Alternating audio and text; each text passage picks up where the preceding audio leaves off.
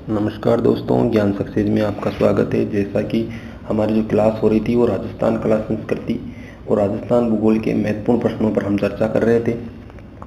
लेकिन हमने कुछ निश्चय किया था कि अभी फ़िलहाल जो हमारी कक्षा है वो चतुर्थ श्रेणी कर्मचारी भर्ती जो एग्ज़ाम है 19 सितंबर से, उसको देखते हुए जो है हमने राजस्थान कर्मचारी चयन बोर्ड और आरपीएससी के 2025 के जितने भी एग्ज़ाम हैं उन एग्ज़ामों में आए क्वेश्चनों को हम पहले सॉल्व करेंगे, ताकि जो हमारा एग्ज़ाम है अगर उसमें वो क्वेश्चन रिपीट होते हैं तो हमारा जो स्कोर कार्ड है वो अच्छा हो।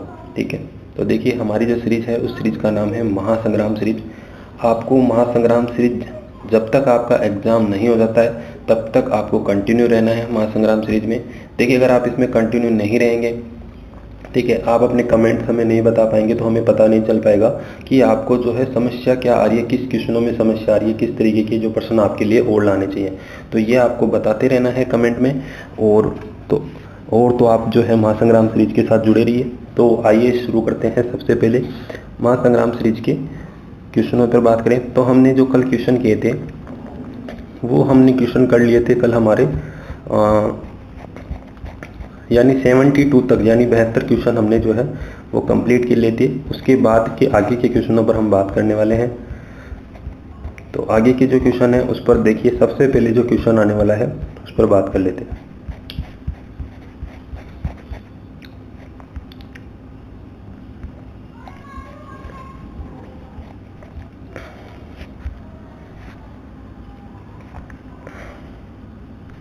देखिए जो ये क्वेश्चन है ये हमारा पहला क्वेश्चन रहने वाला है आज के क्लास में।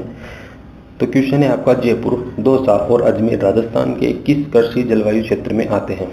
आपको पूछा गया है जयपुर, दौसा और अजमेर राजस्थान के किस कृषि जलवायु क्षेत्र में आते हैं। नीचे दिए गए विकल्पों में से आपको सबसे उपयुक्त विकल्प को चुनना है। तो पहला जो विकल्प है उस पर अगर हम बात करें तो देखिए पहला जो विकल्प है उसमें आंसर क्या रहने वाला है। तो आंसर तो हमारा रहेगा इसमें जो है अर्ध शुष्क पूर्वी जो मैदान है, ठीक है, ये इसका आंसर रहने वाला है। आपको इसमें से उत्तर देने हैं, ठीक है, कि ऐसे देखना है कि कितने क्वेश्चन आप कंप्लीट करते जा रहे हैं। अगले क्वेश्चन पर बात करते हैं। आइए, ये रीजनिंग के क्वेश्चन है, इनको हम छोड़ेंगे अभी फिलहाल के लिए। ऐसा नहीं है ये क्वेश्चन नहीं करेंगे, लेकिन हम करेंगे, पर थोड़ा सा एक बार इसका जो है हमारी जो सीरीज है उसमें से हम जो हमारा जो टारगेट है उसको एक बार पूरा करें। अगले क्वेश्चन पर बात कर रहे हैं। देखिए क्वेश्चन है आपका, जिला आपदा प्रबंध अधिकारी प्राधिकरण, जिला आपदा प्रबंध प्राधिकरण डीडीएमए जो है इसके बारे में, डीडीएमए का नेतृत्व कौन करता है, यानी जिला आपदा प्रबंध प्राधिकरण का नेतृत्व कौन करता है। तो कौन करता है इसका नेतृत्व आपको बताना है। तो इसका जो नेतृत्व करने कौन करता है, इसका नेतृत्व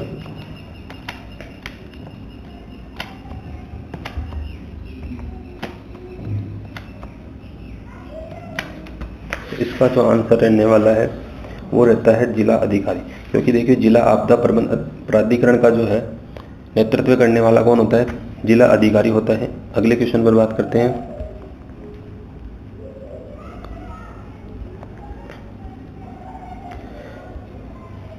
क्वेश्चन आपका ये देखिए, क्वेश्चन है आपका ये, बणी ठनी राजस्थान की किस चित्रकला शैली से संबंधित है। बणी ठनी राजस्थान की किस चित्रकला शैली से संबंधित है, ये आपको बताना है बणी ठनी का संबंध। तो देखिए इसका जो आंसर होगा कि बणी ठनी जो राजस्थान की किस चित्रकला शैली से है, किशनगढ़ शैली से। बणी ठनी का संबंध किससे है, किशनगढ़ शैली से है, ठीक है। अगले क्वेश्चन पर बात करते हैं। अगला क्वेश्चन है आपका,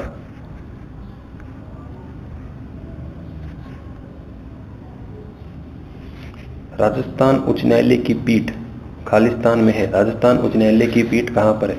देखिए राजस्थान उच्च न्यायालय की जो है ये जो पीठ है वो जयपुर में है, ठीक है। राजस्थान उच्च न्यायालय की पीठ कहाँ स्थित है, जयपुर में स्थित है। अगले क्वेश्चन पर बात करते हैं। अगला क्वेश्चन है हमारा, ये रीजनिंग के क्वेश्चन है। देखिए ये साइंस का क्वेश्चन है, इस पर बात कर लेते हैं।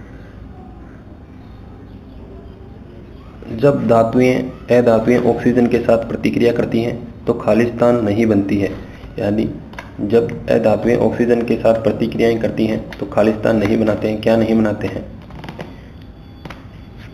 तो ये धातु ऑक्साइड नहीं बनाते हैं। इसका आंसर है धातु ऑक्साइड नहीं बनाते हैं। क्या नहीं बनाते हैं? धातु ऑक्साइड नहीं बनाते। अगले क्वेश्चन पर बात करते हैं। देखिए, जो क्वेश्चन आपके एग्जाम से रिलेटेड है वो क्वेश्चन हम आपको करा देंगे, ठीक है। ऐसा नहीं है कि आप ये देखें कि सर क्वेश्चन आप ऊपर सारे ही क्वेश्चन हम छोड़, नहीं, हम रीजनिंग के क्वेश्चन पर है जो फोकस नहीं करेंगे अभी फिलहाल के लिए, ठीक है। उसके बाद में हम रीजनिंग के क्वेश्चनों पर, ठीक है, और कुछ मैथमेटिक्स के क्वेश्चन पर भी जो है लास्ट में करेंगे बात उस पर। अभी तो देखिए क्वेश्चन अगला है, आरटी अधिनियम धारा 19 की उपधारा 3 के तहत दूसरी अपील दायर करने की समय सीमा क्या है? देखिए, पहले के लिए हमने कल परसों क्वेश्चन में पढ़ा था कि जो हमने कल क्वेश्चन में पढ़ा था, पहले के लिए कौन सी होती है? धारा 19(1) में तो हम क्या करते हैं? प्रथम बार करते हैं, ठीक है। और धारा क्या आता है? उपधारा 3 के तहत क्या होता है? दूसरी बार आप अपील दायर कर सकते हो। तो दूसरी बार अपील कितने दिन में? FA के निर्णय की प्राप्ति की से 90 दिन तक, यानी आरटी अधिनियम की धारा 19 की उपधारा 3 के तहत दूसरी अपील दायर करने की जो सीमा है वो आपका FA के निर्णय की प्राप्ति से 90 दिन तक की बात करते हैं। अगले क्वेश्चन पर बात करते हैं।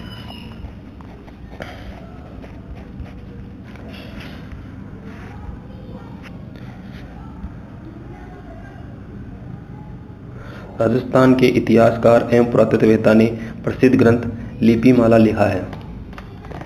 तो लिपिमाला किसने लिखा है? तो राजस्थान के इतिहासकार हैं या पुरातत्ववेत्ता जिन्होंने लिपिमाला लिखा है। ऐसे क्वेश्चन देखिए आपके कर्मचारी चयन बोर्ड पूछ सकता है, ठीक है। आपके लिए जो अगर आपने नहीं पढ़ा है तो इसका जो आंसर रहने वाला है, आंसर होगा आपका गौरी शंकर हीराचंद ओझा, ठीक है। यानी लिपिमाला किसने लिखा है? तो लिपि जो माला है वो लिखा है गौरी शंकर हीराचंद ओझा ने जो है ये लिखा हुआ है। राजस्थान के प्रसिद्ध इतिहासकार एवं पुरातत्ववेत्ता हैं जिन्होंने लिपिमाला ग्रंथ लिखा है, गौरी शंकर ओझा इसका आपका आंसर होगा। अगले क्वेश्चन पर बात करते हैं।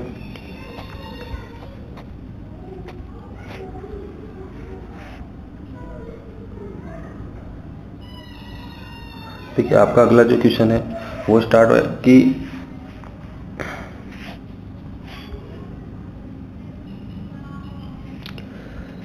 क्वेश्चन है आपका 18 अप्रैल 2024 को विश्व धरोहर दिवस के अवसर पर जयपुर वैक्स म्यूजियम में किसकी प्रतिमा का अनावरण किया गया था?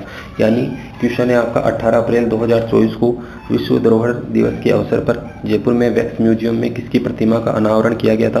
तो आपको इसका आंसर बताना है। आंसर आपका कि इसके अंदर किसका किया गया था? विराट कोहली की जो प्रतिमा है उसका अनावरण किया गया था। अगले क्वेश्चन पर बात करते हैं।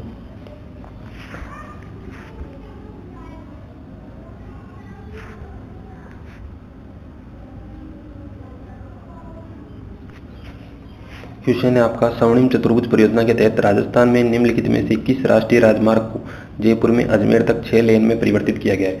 यानी स्वर्णिम चतुर्भुज परियोजना के तहत राजस्थान में निम्नलिखित में से किस राष्ट्रीय राजमार्ग को जयपुर से अजमेर तक 6 लेन में परिवर्तित किया गया है? तो आंसर आपका क्या है? आंसर रहेगा, देखिए, राष्ट्रीय राजमार्ग जो 8 है उसको जो है परिवर्तित किया गया है 6 लेन में। यानी राष्ट्रीय राजमार्ग संख्या कितनी? 8 वो परिवर्तित किया गया है 6 लेन में परिवर्तित किया गया है, ठीक है। जो कहाँ से? जयपुर से। ये राजमार्ग जयपुर से अजमेर तक, ठीक है, 6 लेन में परिवर्तित होगा। अगले क्वेश्चन पर बात करें। अगला क्वेश्चन है आपका विश्व पर्यावरण दिवस कब मनाया जाता है? ठीक है, तो विश्व पर्यावरण दिवस कब मनाया जाता है? आपको आंसर बताना है, सीधा सा आंसर इसका विश्व पर्यावरण दिवस 5 जून को मनाया जाता है। अगले क्वेश्चन पर बात करते हैं।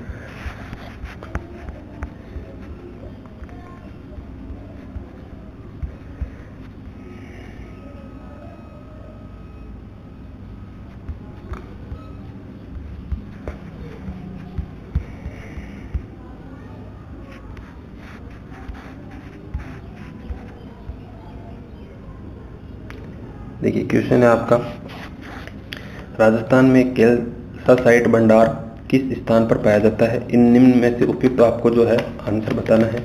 सबसे उपयुक्त विकल्प कौन सा है? तो कैल्साइट कहाँ पाया जाता है आपको ये बताना है।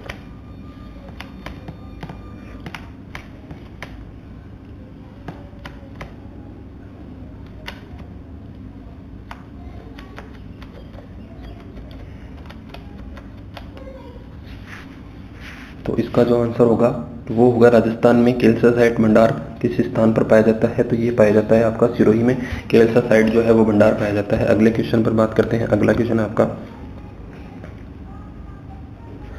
इंदिरा गांधी शहरी क्रेडिट कार्ड योजना के लाभार्थी हैं। इंदिरा गांधी शहरी क्रेडिट कार्ड योजना के लाभार्थी कौन कौन है?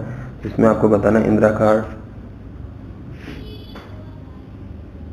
इंदिरा गांधी शहरी क्रेडिट कार्ड योजना के लाभार्थी कौन कौन है? तो देखिए इंदिरा गांधी जो शहरी क्रेडिट कार्ड योजना है उसमें आपको क्या होता है कि राजस्थान के शहरी क्षेत्रों के जो स्ट्रीट वेंडर हैं उनको शामिल किया गया था। इंदिरा गांधी शहरी क्रेडिट कार्ड योजना में राजस्थान के शहरी क्षेत्रों के जो है स्ट्रीट वेंडरों को इसमें शामिल किया गया था। अगले क्वेश्चन पर बात करते हैं।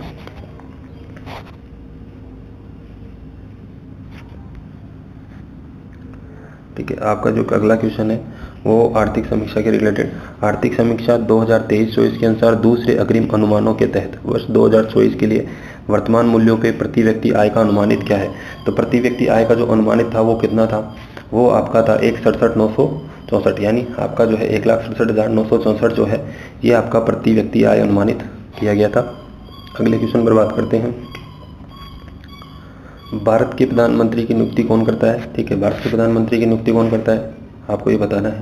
तो देखो भारत के प्रधानमंत्री की नियुक्ति जो है वो कौन करता है? राष्ट्रपति करता है। ठीक है, अगले क्वेश्चन पर बात करते हैं। अगला क्वेश्चन है आपके, भारत के राष्ट्रपति को पद ग्रहण करने से पहले पद की शपथ कौन दिलाता है? यानी भारत के जो राष्ट्रपति को पद ग्रहण करने से पहले पद की शपथ कौन दिलाता है? तो राष्ट्रपति को शपथ कौन दिलाता है? तो राष्ट्रपति को शपथ दिलाता है भारत के मुख्य न्यायाधीश। भारत के जो मुख्य न्यायाधीश होते हैं वो राष्ट्रपति को जो है पद की शपथ दिलाते हैं। आपको ध्यान रखना है, ये क्वेश्चन आपके पूछे जा सकते हैं। अगले क्वेश्चन पर बात की, देखिए अगला क्वेश्चन है आपका, राज्य की कार्यपालिका शक्ति किसके में निहित होती है? राज्य की जो कार्यपालिका शक्ति है वो किस में निहित होती है? तो राज्य की जो कार्यपालिका शक्ति होती है, राज्य की बोल रहे हैं, ठीक है, ध्यान रखना, राज्य की कार्यपालिका शक्ति जो है वो किस में निहित होती है? तो वो होती है आपके राज्यपाल में। किस में होती है? राज्यपाल में। ध्यान रखना, राज्य की कार्यपालिका शक्ति राज्यपाल में निहित होती है। अगले क्वेश्चन पर बात करते हैं। अगला क्वेश्चन है आपका, राज्यपाल के रूप में नियुक्ति के लिए निम्नलिखित में से कौन सी आवश्यकता, योग्यता एवं शर्त नहीं है? यानी राज्यपाल के रूप में नियुक्ति के लिए निम्नलिखित में से कौन सी आवश्यकता या योग्यता जो है शर्त नहीं है? तो देखिए शर्त कौन कौन सी नहीं है वो बात पूछ रहा है। तो आंसर है कि वह भारत का नागरिक होना चाहिए। ये तो है सर, वह 35 वर्ष की आयु पूर्ण कर चुका होना चाहिए। ठीक है, वह संसद के किसी भी सदन का सदस्य नहीं होना चाहिए। ठीक है, यानी आपके राज्यपाल जो है वो संसद के किसी भी सदन का सदस्य ना हो। वह उस राज्य का निवासी होना चाहिए जहां उसकी नियुक्ति की जा रही है। ये इसकी शर्त नहीं, ये योग्यता नहीं है कि वह उसी राज्य का, वो किसी भी राज्य का हो सकता है। ठीक है, देखिए हम जैसे हमारे राजस्थान के राज्यपाल हैं तो वो चेंज हो गए थे। ठीक है, फिर दोबारा से दूसरे स्टेट के राज्यपाल भी हो सकते हैं। ठीक है, तो इस तरीके से जरूरी नहीं है कि वो उसी स्टेट का हो, किसी भी स्टेट से हो सकते हैं। अगले क्वेश्चन पर बात करते हैं। निम्नलिखित में से कौन राजस्थान के प्रथम मुख्य सचिव थे? प्रथम मुख्य सचिव राजस्थान के कौन थे? तो निम्नलिखित में से राजस्थान के जो प्रथम मुख्य सचिव थे वो कौन थे? वो थे आपके श्री के राधाकृष्णन। राजस्थान के प्रथम मुख्य सचिव थे श्री के राधाकृष्णन, जो है राजस्थान के प्रथम मुख्य सचिव थे। अगले क्वेश्चन पर बात करते हैं। अगला क्वेश्चन है आपका,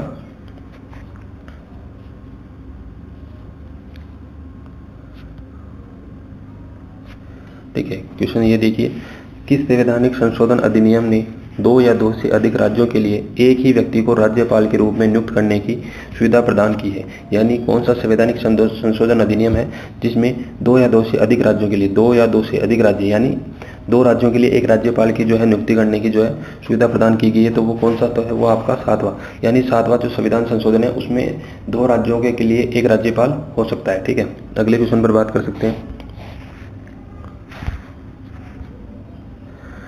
नीचे 2 कथन दिए गए हैं, आपको सही और गलत इनमें से कौन सा जो है इसके लिए उपयुक्त है वो आपको बताना है। सबसे पहले, राज्यपाल केवल उन्हीं व्यक्तियों को मंत्री नियुक्ति करता है जिनकी सिफारिश मुख्यमंत्री द्वारा की जाती है। ठीक है, यानी राज्यपाल केवल उन्हीं व्यक्तियों को मंत्री की नियुक्ति करेगा जिनकी सिफारिश मुख्यमंत्री के द्वारा की जाती है। मुख्यमंत्री मंत्रियों के बीच विभागों का आवंटन और फेरबदल करते हैं।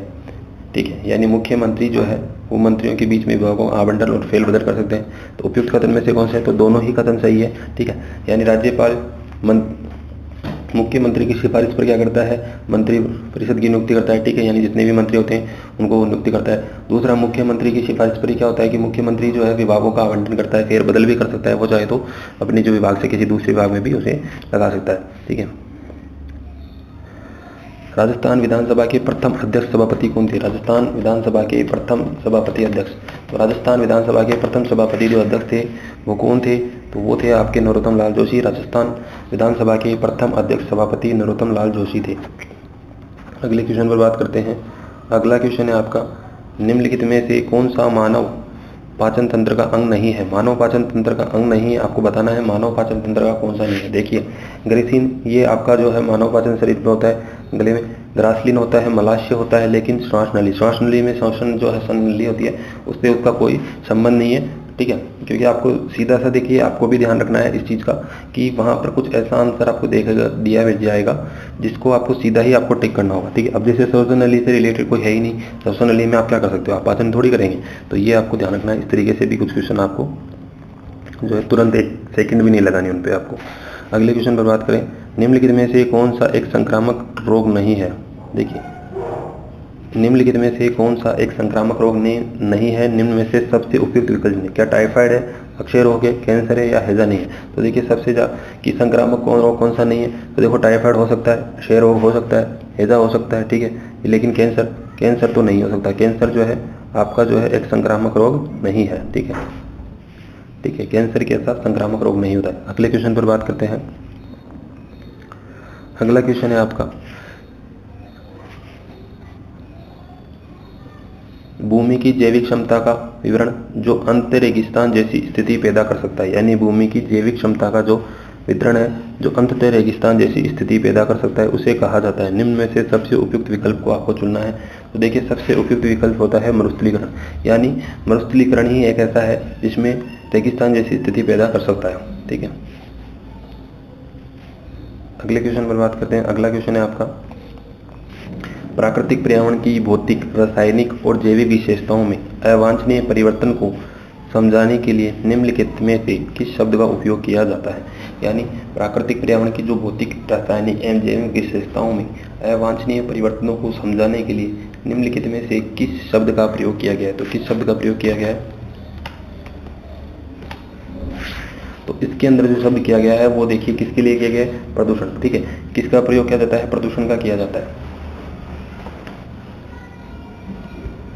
अगले क्वेश्चन पर बात करते हैं।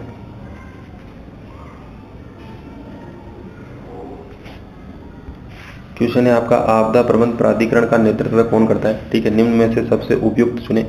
राज्य के जो आपदा प्रबंधन प्राधिकरण, राज्य में आपदा प्रबंधन प्राधिकरण का नेतृत्व कौन करता है? ठीक है, देखो हमने पिछले क्वेश्चनों में पढ़ा था कि जिले की अगर बात करेगा तो वहाँ पे जिला प्रबंध जो अधिकारी है वो करेगा वहाँ पे, लेकिन पूछ रहा है राज्य आपदा प्रबंधन प्राधिकरण का नेतृत्व, तो वो कौन करता है? आपका मुख्यमंत्री। कौन करता है? मुख्यमंत्री जो है इसका नेतृत्व करता है, वो इसका विवरण लेता है, ठीक है, वो इसकी जांच वगैरह करवाता है, किस तरीके से जो है उनको सुविधाएं प्रदान की जाए, किस तरीके से जो है वो ये सारी जो चीज़ें हैं वो आपके मुख्यमंत्री के अंदर में राज्य आपदा प्रबंधन प्राधिकरण का नेतृत्व। ठीक है, अगले क्वेश्चन पर बात करते हैं। अगला क्वेश्चन है आपका,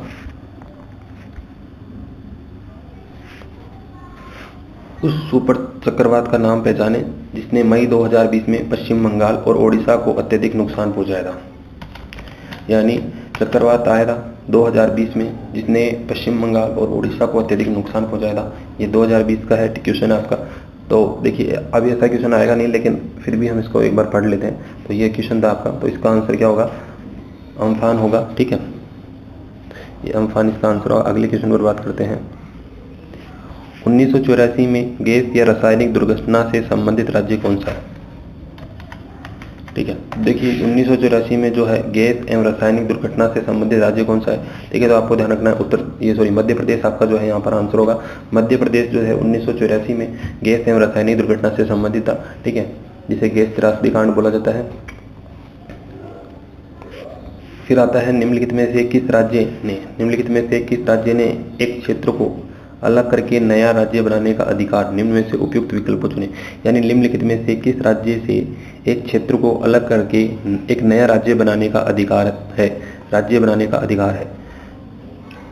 देखिए ये अधिकार किसको है? तो किसे है ये अधिकार? देखिए ये अधिकार आपकी संसद को है। संसद चाहे तो जो है आपके एक राज्य से दूसरा राज्य जो है वो बना सकते हैं।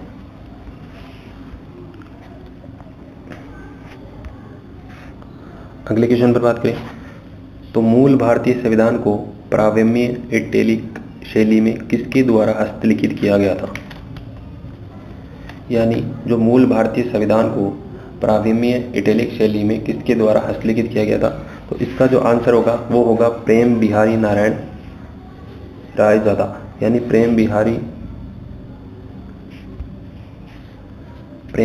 नारायण रायजादा के द्वारा जो है भारतीय संविधान को प्राव्यमिक इटैलिक शैली के अंतर्गत हस्तलिखित किया गया था। ठीक है, अगले क्वेश्चन पर बात करते हैं। अगला क्वेश्चन है आपके भारत के प्रथम राष्ट्रपति कौन थे? भारत के प्रथम राष्ट्रपति कौन थे? सभी को पता है, आंसर आपको भी पता है। तो भारत के प्रथम राष्ट्रपति जो थे वो आपके डॉक्टर राजेंद्र प्रसाद जो थे वो भारत के प्रथम राष्ट्रपति थे। ठीक है, अगले क्वेश्चन पर बात करते हैं। संविधान सभा ने पहली सत्र का बैठक की आयोजित की थी। संविधान सभा ने पहली सत्र बैठक आयोजित की थी। पहली सत्र बैठक कब आयोजित की थी संविधान सभा ने? तो संविधान सभा ने पहली सत्र की जो बैठक आयोजित की थी कब की थी? तो वो की थी आपकी 9 दिसंबर 1946 को। संविधान सभा की प्रथम बैठक जो आयोजित हुई थी वो 9 दिसंबर 1946 को हुई थी। ठीक है, कब हुई थी? 9 दिसंबर 1946 को। पूछा जा सकता है ये क्वेश्चन आपके। ठीक है, क्योंकि देखो आपका जो चतुर्थ श्रेणी कर्मचारी भर्ती है उसमें लिखा हुआ है साफ साफ। ठीक है, संविधान का एक टॉपिक दे रखा है, तो ये ऐसा क्वेश्चन आपसे पूछा जा सकता है कि संविधान सभा ने पहली बैठक जो सत्र आयोजित कब हुआ था? तो पहला सत्र आयोजित हुआ था 9 दिसंबर 1946 को। अगले क्वेश्चन पर बात करते हैं। अगला क्वेश्चन है आपका,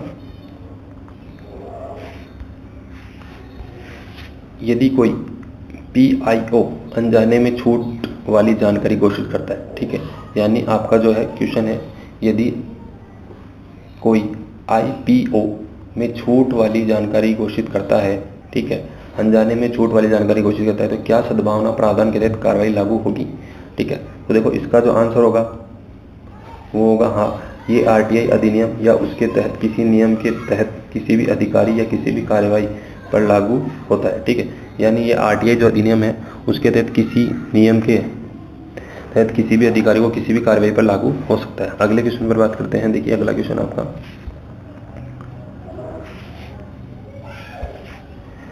अरावली पर्वत श्रृंखला निम्न में से किस भूभाग का एक हिस्सा है? तो जो अरावली पर्वत श्रृंखला है वो निम्नलिखित में से किस भूभाग का हिस्सा है? आंसर होगा आपका इसका गोंडवाना भूमि जो लैंड है उसका एक हिस्सा है, गोंडवाना भूमि का हिस्सा है। अगले क्वेश्चन पर बात करते हैं। अगला क्वेश्चन है आपका, निम्नलिखित में से कौन सा एक राजस्थान में जल विभाजक की तरह कार्य करता है? राजस्थान में जल विभाजक की तरह कौन कार्य करता है? देखो जैसा कि राजस्थान में जल विभाजक के लिए कौन कार्य करता है? तो जल विभाजक के लिए अरावली जो श्रृंखला है, ठीक है, यानी वो राजस्थान में जो है जल विभाजक का कार्य करती है। ठीक है, ये आपको जलवायु को 2 भागों में बांट देती है, इसलिए जो है इसको जल विभाजक की संज्ञा दी गई है। अगले क्वेश्चन पर बात करते हैं।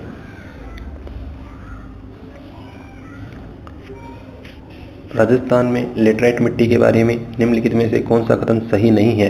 क्वेश्चन पूछा गया है, सही नहीं है। ठीक है, सही नहीं है तो आपको बताना है। देखिए, इसका निर्माण क्रिस्टियल एवं रूपांतरित चट्टानों से होता है। इस मिट्टी में नाइट्रोजन, फास्फोरस या ह्यूमरस मात्रा में प्राप्त होते हैं। लोहे की उपस्थिति के कारण यह लाल दिखता है। ये मिट्टी डूंगरपुर, उदयपुर, मध्य दक्षिण भाग में पाई जाती है। ठीक है, तो देखिए ये जो है इसका जो आंसर होगा आपका, वो आंसर होगा आपका इसका बी। ठीक है, इसका जो आंसर होगा बी, यानी राजस्थान में जो लेटराइट मिट्टी है इस मिट्टी में नाइट्रोजन, फास्फोरस, ह्यूमरस मात्रा में प्राप्त होते हैं। ये बात सत्य नहीं है। देखिए इसका जो निर्माण है अगर हम बात करें तो देखिए इसके अंदर क्या होता है कि इसका निर्माण क्रिस्टल और रूपांतरित चट्टानों से होता है। ठीक है सर, ये लोहे की उपस्थिति के कारण ये लाल दिखती है, कैसी लेटराइट मिट्टी है। ये मिट्टी जो है डूंगरपुर, उदयपुर के मध्य दक्षिणी भाग में पाई जाती है। ठीक है, तो इस तरीके से जो है अगले क्वेश्चन पर बात करते हैं। आइए अगला क्वेश्चन है आपका, निम्नलिखित में से किस पेड़ को थार का कल्पवृक्ष कहते हैं? ठीक है, थार का कल्पवृक्ष किसे कहते हैं? तो देखिए ऐसा क्वेश्चन आपका जो है, हमने क्वेश्चन भी कराई थी राजस्थान के जो है प्रतीक चिन्हों के बारे में, ठीक है, वो सारे हमने करा दिए, वो क्लास आप जाके देख सकते हो, ठीक है, उसमें आपके सारी चीज़ें कवर हो जाएंगी। निम्नलिखित में से किस पेड़ को राजस्थान का थार का कल्पवृक्ष कह सकते हैं? तो थार का कल्पवृक्ष किसे कहते हैं? तो खेजड़ी को कहते हैं। अब आपको ये बताना है कि खेजड़ी को जीआई टैग मिला है, वो कब मिला है, ये आपको कमेंट बॉक्स में बताना है। अगले क्वेश्चन पर हम बात करते हैं, निम्नलिखित में से राजस्थान की सबसे ऊंची चोटी कौन सी है? राजस्थान की सबसे ऊंची चोटी कौन सी है निम्नलिखित में से? तो देखिए सबसे जो आंसर है आपका, ये है आपका राजस्थान में सबसे ऊंची चोटी है वो है गुरु शिखर, ठीक है। इसके बाद में अगर हम अगले क्वेश्चन पर बात करें तो अगला क्वेश्चन है आपका, भारत की सबसे बड़ी स्थलबद्ध खारे पानी की झील राजस्थान में निम्नलिखित में से ये कौन सी है? देखिए ये ऐसे क्वेश्चन हमने कराए हुए हैं आपके, ठीक है, ये क्वेश्चन आप जाके देख सकते हैं, जैसे हमने जो झील वाले टॉपिक करवाए हैं उसमें आप जाके देख सकते हो। इस तरीके के क्वेश्चन आपको वहाँ पे अच्छे से जो है सारे कवर ओवर हो जाएंगे, यानी कोई भी जो क्वेश्चन है किस तरीके से लैंग्वेज में बनाया गया है वो सारी चीज़ें आपको वहाँ देख सकते हो, ठीक है। तो ये भारत की सबसे बड़ी स्थलबद्ध खारे पानी की झील, तो खारे पानी की झील भारत की सबसे बड़ी स्थलबद्ध खारे पानी की झील है, ठीक है। तो ये आपकी सांबर झील, ठीक है, सांबर झील जो है सबसे बड़ी जो है झील है। अगले क्वेश्चन पर बात करें तो देखो 2011 की जनगणना के अनुसार राजस्थान का कौन सा जिला सर्वाधिक साक्षरता है, साक्षर है? तो साक्षर जिले के बारे में बात की है 2011 की जनगणना के बाद। तो 2011 की जनगणना के सर्वाधिक साक्षर जो जिला है वो आपका कोटा था, ठीक है। कोटा को जो है इन्होंने शिक्षा नगरी बताया है, ठीक है, तो शिक्षा नगरी आपको बताना है कोटा को। अगले बारे में बात करते हैं। अगला क्वेश्चन है आपका, किस परियोजना के तहत राष्ट्रीय राजमार्ग संख्या 8 को जयपुर से अजमेर तक 6 लेन में जो है उन्नत किया गया है? देखो अभी ये जो क्वेश्चन हमने पिछले क्वेश्चन पढ़ा भी था, ये जो क्वेश्चन है आपका कई बार रिपीट हो गया, तो आपको ध्यान रखना है कि 6 लेन जो परियोजना है वो कौन सी के तहत की थी? तो जयपुर से कहाँ, अजमेर 6 लेन में किया जाएगा, ठीक है। राजमार्ग संख्या कितनी थी? 8 थी, ठीक है। और कौन सी योजना थी? ये स्वर्णिम चतुर्भुज योजना। आपसे पहले जो क्वेश्चन थे उसमें ये पूछा गया था कि स्वर्णिम चतुर्भुज योजना के तहत किस राष्ट्रीय राजमार्ग जो है जयपुर से अजमेर के लिए 6 लेन किया जाएगा? तो तब से हमारा आंसर था राष्ट्रीय राजमार्ग संख्या जो है वो 8 था, ठीक है। तो इसी तरीके से क्वेश्चन में थोड़ा सा फेरबदल किया जाएगा, बाकी ज़्यादा नहीं होगा, आप ध्यान रखें। अगले क्वेश्चन पर बात करते हैं। 2023-24 में इंदिरा गांधी शहरी रोजगार गारंटी योजना के तहत गारंटीकृत कार्य दिवसों की संख्या बढ़ा दी गई, इनमें से उपयुक्त विकल्प को चुनना है। तो देखो इंदिरा गांधी जो शहरी थी उसमें पहले 100 दिन का रोजगार था, फिर कितना कर दिया, 125 दिवस का जो है उसमें जो है रोजगार कर दिया था। अगले बात करते हैं अगले क्वेश्चन पर। क्वेश्चन है आपका, निम्नलिखित में से गाय की किस नस्ल को राजस्थान की कामधेनु के रूप में जाना जाता है? राजस्थान की कामधेनु किसे कहा जाता है, ठीक है। तो ये पूछा गया गाय की कौन सी नस्ल है जिसे राजस्थान की कामधेनु के रूप में जाना जाता है? तो राजस्थान की जो गाय की नस्ल है राठी, उसे राजस्थान की कामधेनु कहते हैं। क्या कहते हैं? राठी की जगह क्या कहते हैं? राजस्थान की कामधेनु कहते हैं। अगले क्वेश्चन पर बात करें तो अगला क्वेश्चन है आपका,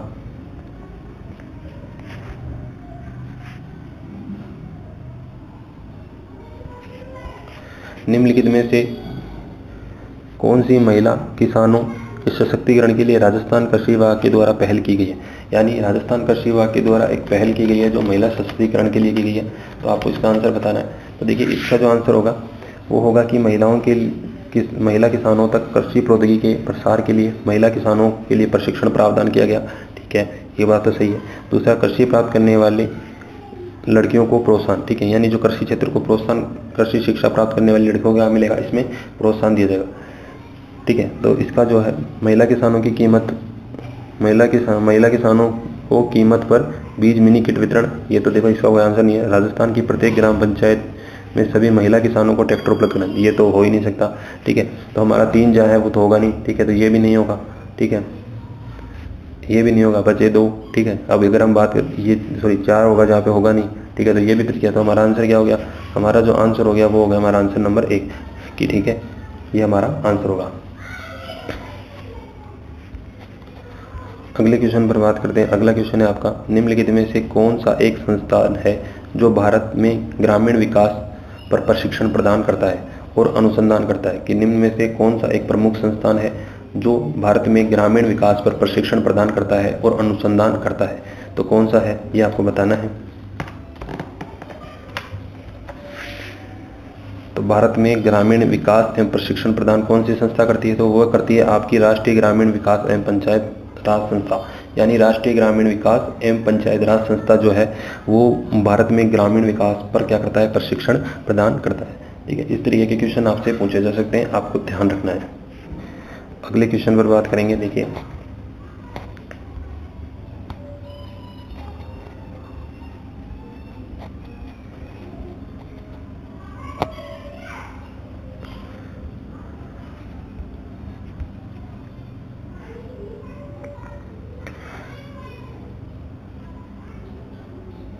ठीक है, ये क्वेश्चन है आपका। देखिए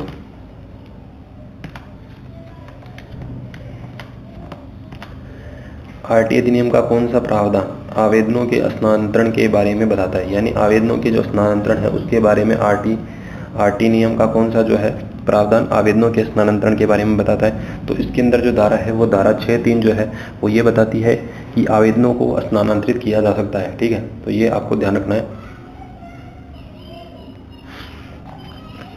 अगले क्वेश्चन पर बात करते हैं। अगला क्वेश्चन है आपका सूचना का अधिकार। सूचना का अधिकार अधिनियम 2005 अधिनियमित किया गया था, यानी सूचना का जो अधिकार अधिनियम 2005 अधिनियमित किया गया था। कब किया गया था? आपसे सिर्फ ये दिनांक दी गई है और आपको पूरा किस दिनांक को, किस मंथ में, किस जो वर्ष में, इस तरीके से जो है क्वेश्चन पूछे जाएंगे, आपको ध्यान रखना है। तो राजस्थान में जो है सूचना का अधिकार अधिनियम 2005 जो है आपका 15 जून 2005 को जो है अधिनियमित हुआ था। कब हुआ था? 15 जून 2005 को। सूचना का अधिकार अधिनियम आपको ऐसे पढ़ना है, सूचना का अधिकार अधिनियम 15 जून 2005 को अधिनियमित किया गया था। इस तरीके से आपको जो है क्वेश्चन को याद करना है लैंग्वेज में, ताकि जैसे ही क्वेश्चन आपके पास आए तो आपको रिदम में जो है उसका पूरा आंसर आपको पता हो। ठीक है, अगले क्वेश्चन पर बात करते हैं। अगला क्वेश्चन है निम्नलिखित में से किस लोक देवता को मुसलमान रामसा पीर के रूप में पूजते हैं?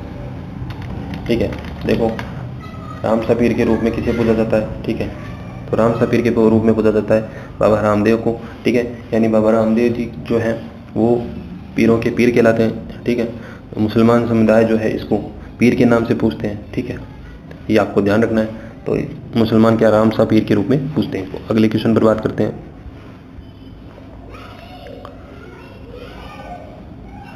उस ख्याल का नाम बताएं जो सामयिक, समाचार, कविता, संगीत, गीत और नृत्य का सुंदर मिश्रण है। यानी उस ख्याल का आपको नाम बताना है जिसमें क्या होता है, समसामयिक एक समाचार होंगे, ठीक है, उसमें कविताएं होंगी, उसमें संगीत होगा, उसमें गीत होगा और नृत्य का एक क्या होगा, सुंदर मिश्रण होगा। तो कौन सी ख्याल है?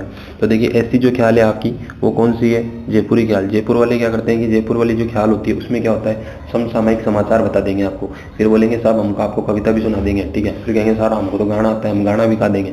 फिर कहेंगे साहब गीत भी आता है तो गीत भी गा दो साहब। फिर कहेंगे नृत्य करना होगा तो नृत्य भी कर दो। तो इस तरीके से क्या है, सबका जो मिश्रण है वो उसमें होता है। ठीक है, अगले क्वेश्चन पर बात करते हैं। अगला क्वेश्चन है आपका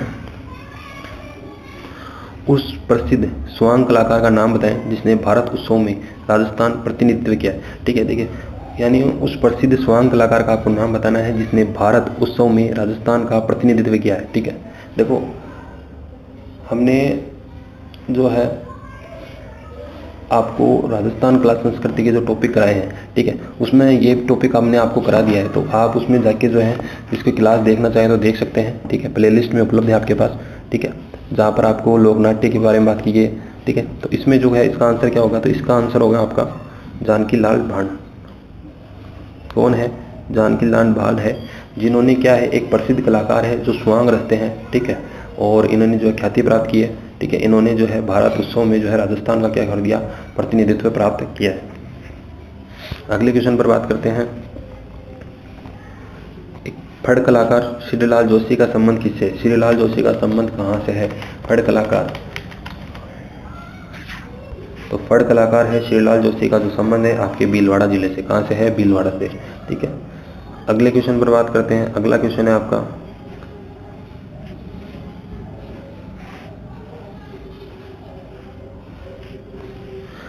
निम्नलिखित में से किसने 4 खंडों वाला इतिहास वंश भास्कर लिखा है? वंश भास्कर किसने लिखा है ये आपको बताना है। तो देखो इतिहास 4 खंडों वाला इतिहास वंश भास्कर किसने लिखा है? तो वंश भास्कर आपने लिखा है सूर्यमल मिश्रण। ठीक है, आपको ध्यान रखना है 4 खंडों वाला इतिहास वंश भास्कर सूर्यमल मिश्रण का इसका संबंध है। कैसे याद करोगे? तो 4 खंडों वाला जो इतिहास है वो वंश भास्कर, जिसका नाम क्या है, वंश भास्कर, किसने लिखा? सूर्यमल मिश्रण ने। ठीक है, 3 चीज याद करनी है। कैसे याद करोगे? वापिस बता रहे हैं आपको, 4 खंडों वाला इतिहास, क्या नाम है उसका? वंश भास्कर, किसने लिखा? सूर्यमल मिश्रण ने। ठीक है, बस इतना ही। इसी तरीके से ये जो क्वेश्चन है आपको जितने भी प्रीवियस है वो इसी तरीके से पढ़ने हैं। अगले क्वेश्चन पर बात करें। अगला क्वेश्चन है आपका annals and antiquities of Rajasthan के लेखक का नाम बताएं। कि annals and antiquities of Rajasthan के लेखक कौन है? तो इसके जो लेखक हैं वो है आपके colonel James Tod. Colonel James Tod ने जो है बुक लिखी थी जिसका नाम है annals and antiquities of Rajasthan. ठीक है, अगले क्वेश्चन पर बात करते हैं। अगला क्वेश्चन है आपका, रेवासा के सिक्कर के रेवासा गांव की तलेटी में कौन सा एक मंदिर स्थित है? यानी रेवासा जो है गांव है, वहां पर जो सिक्कर में है, वहां पर की कौन सी माता का एक मंदिर है, तो हमें बताना है। आंसर आपका जो है, देखिए यहाँ पर रेवासा सिक्कर में किसका माता का मंदिर है? जीण माता का जो है एक मंदिर है। ठीक है, वैसे तो खाटू श्याम जी का आता है, ये आपके रिंगस रोड पे रहेगा। ठीक है, डी कल्याण जी डी टोंक में है। ठीक है, केवला देवी आपका, ठीक है, ये अलग है। ये सारी चीज़ें जो है आपको इस तरीके से याद करनी है। तो आपका जो आंसर हो गया इसमें वो आपका होगा जीण माता। अगले क्वेश्चन पर बात करते हैं।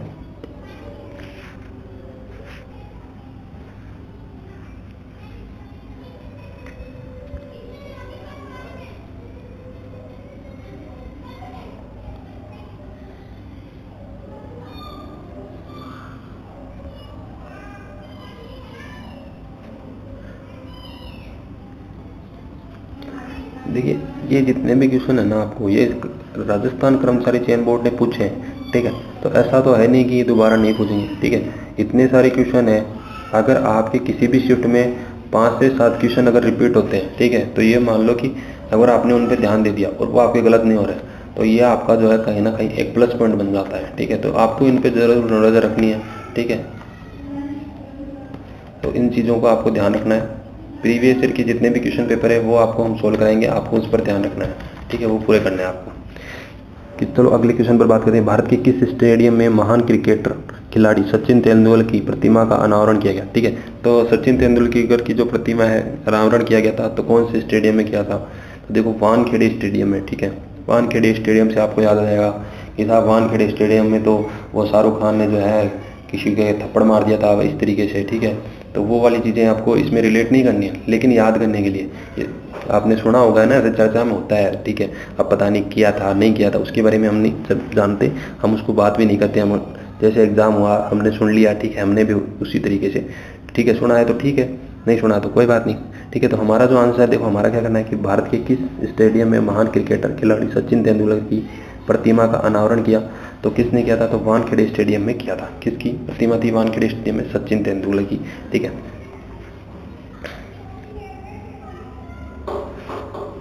अगला क्वेश्चन है, राइजिंग राजस्थान वैश्विक निवेश शिखर सम्मेलन 2024 कहाँ आयोजित किया गया था? यानी राइजिंग राजस्थान जो है आपका 2024 कहाँ आयोजित किया गया था?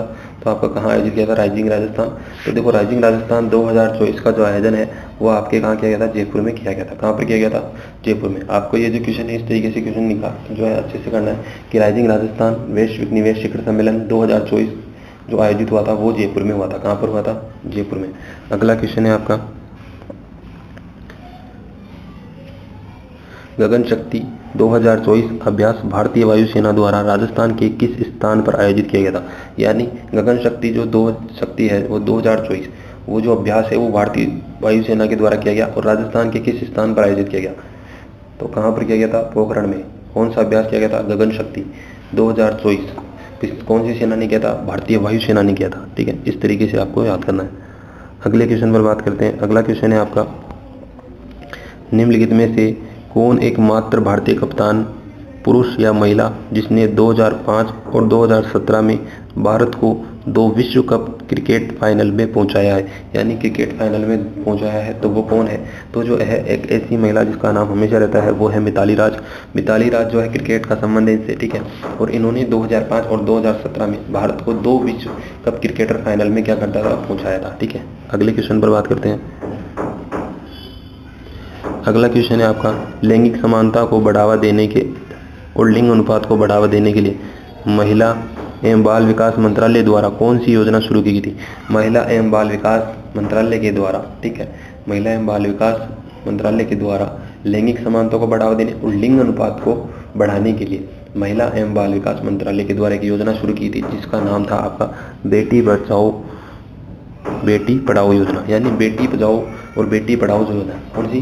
बेटी बचाओ और बेटी पढ़ाओ जो योजना है वो लैंगिक समानता को बढ़ावा देने और लिंग अनुपात बढ़ाने के लिए जो है कौन से विभाग के द्वारा? महिला एवं बाल विकास मंत्रालय के द्वारा ये योजना शुरू की गई थी। आपसे पूछ सकते हैं, आपकी किताब होती है ना जो सरकारी स्कूल में हमारे पास पाठ्य पुस्तक होती है उसके पीछे लिखा होता है, ठीक है, जल है तो कल है, ठीक है, वहाँ लिखा होता है बेटी बचाओ बेटी पढ़ाओ।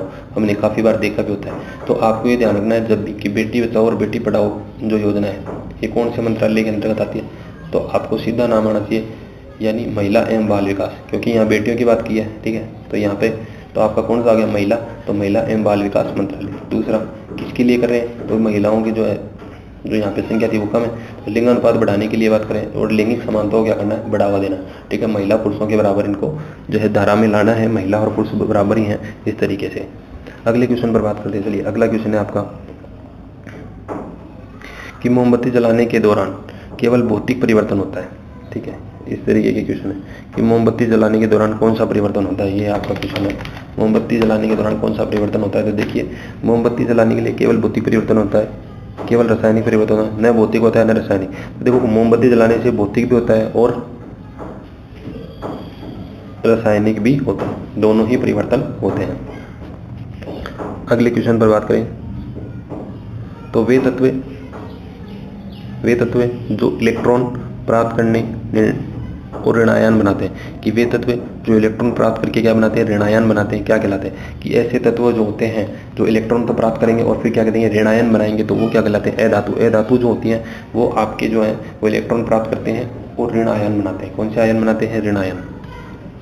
अगले क्वेश्चन पर बात करते हैं आपका, देखिए अगला जो क्वेश्चन है आपका वो आपका निम्नलिखित में से कौन सा एप्टोमेरिक ऑक्साइड का एक उदाहरण है, यानी जो एप्टोमेटिक जो ऑक्साइड है उसका उदाहरण बताया गया है, ठीक है। तो उदाहरण क्या है, इसका आंसर आपको बताना है, ठीक है। तो इसका आंसर है आपका पीबीओ, ठीक है। क्या है, पीबीओ। अगले क्वेश्चन पर बात करते हैं, यदि किसी वस्तु की स्थिति अनंत पर हो तो उसका उत्तल दर्पण द्वारा निर्मित प्रतिबिंब होगा, यानी किसी वस्तु की स्थिति अनंत पर है तो उसका उत्तल दर्पण द्वारा निर्मित प्रतिबिंब होगा। निर्मित प्रतिबिंब क्या होगा, तो देखो इसका जो ना आंसर है वो आपका होगा फोकस पर दर्पण के पीछे, यानी उत्तल दर्पण के द्वारा निर्मित प्रतिबिंब जो होगा वो फोकस पर दर्पण के पीछे बनता है जब वस्तु कहाँ पर हो, अनंत पर हो, ठीक है। अगले क्वेश्चन पर बात करें, अगला क्वेश्चन है आपका वह लक्षण जो F1PD में स्वयं को अभिव्यक्त नहीं करता है कहलाता है, यानी वह लक्षण जो F1PD में स्वयं को अभिव्यक्त नहीं करता है कहलाता है, क्या कहते हैं उसे, तो उसे कहते हैं अप्रभावी लक्षण, ठीक है। उसे क्या कहते हैं, अप्रभावी लक्षण उसे कहते हैं। तो देखो दोस्तों आज जो हमारी क्लास है, ठीक है, उसमें हम लोगों ने काफ़ी सारे क्वेश्चन कर लिए हैं, ठीक है। और देखिए अगर हम चाहें तो आपको जो है कंटिन्यू भी करा सकते हैं सारे क्वेश्चन, पर इससे होगा क्या कि आप जो है इन क्वेश्चनों पर फोकस नहीं कर पाएंगे। तो आपको जो है वो क्लास को जो है क्वेश्चन को जब क्लास चल रही हो आपको रोकना है, देखना है, क्वेश्चन को पढ़ना है 2 बार अच्छे से और फिर आगे बढ़ना है, ताकि क्या होगा कि इससे जो है आपके जो क्वेश्चन है वो वहाँ उसी समय याद हो जाएगा, आपको दोबारा से जो है PDF खोलने की जरूरत ही नहीं पड़ेगी, ठीक है। तो आज के लिए इतना ही रखते हैं, ठीक है। कल फिर से जो है हम और राजस्थान कर्मचारी चयन बोर्ड के क्वेश्चनों पर बात करेंगे, ठीक है। तो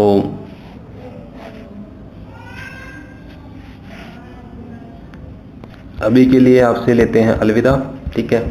और फिर हम कल आपसे फिर जो है नए क्वेश्चन जो है, ठीक है, ये जो क्वेश्चन है आपके सामने, ठीक है, इन पर हम कल फिर से चर्चा करेंगे। क्वेश्चन देखिए बहुत सारे हैं, ठीक है, ऐसा नहीं है कि क्वेश्चन कम है, आपके क्वेश्चन इतने पेपर हो चुके हैं।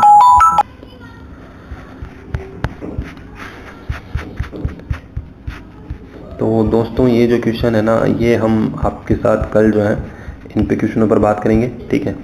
और आपको जितने ज़्यादा जो क्वेश्चन है, ठीक है, हमारी तरफ से कोशिश ये रहेगी ज़्यादा से ज़्यादा जो क्वेश्चन है वो आपको कराए जाएं, ठीक है, ताकि जो है आप जो है अच्छा स्कोर कर पाएँ, ठीक है। क्योंकि देखो जितने ज़्यादा क्वेश्चन आपके होंगे उतने ही ज़्यादा जो है आप जो है अच्छा इसमें स्कोर कर पाओगे, ठीक है।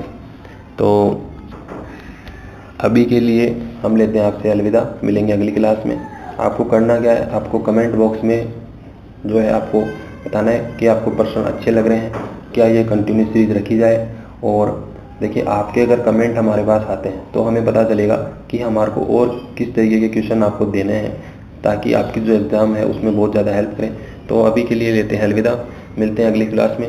आपको कमेंट करना है, ठीक है, लाइक करना है, और आपको क्या करना है, नए हो तो आप जो भी उसमें आपको सब्सक्राइब करना है, ठीक है। तो जय हिंद, जय भारत, मिलते हैं अगली कक्षा में।